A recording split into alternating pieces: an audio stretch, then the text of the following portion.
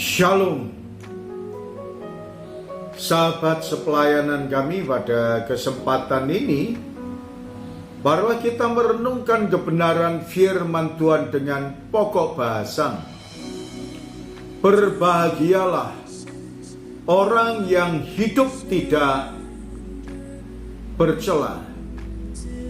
Saudara sekalian yang dikasihi oleh Tuhan, bagaimana kehidupan setiap umat manusia agar kita tidak bercela, tidak bercacat cela di hadapan Allah, maupun tidak bercacat cela di hadapan manusia.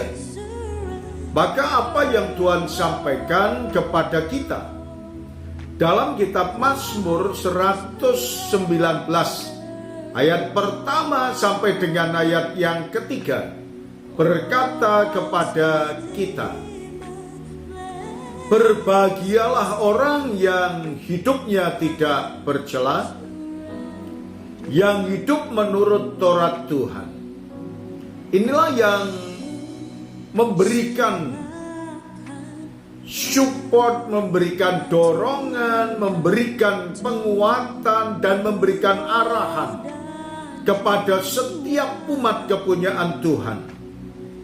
Jikalau kita merindukan kebahagiaan, maka hiduplah dengan tidak bercacat cela di hadapan Allah. Hiduplah dengan tidak bercacat cela di hadapan manusia. Bagaimana caranya supaya saudara dan saya dapat melakukan kehidupan yang tidak bercacat cela? Maka apa yang dikatakan oleh firman Tuhan, supaya saudara dan saya hidup menurut Taurat Tuhan. Apa makna daripada Taurat Tuhan? Karena Taurat Tuhan itu adalah kebenaran firman Tuhan.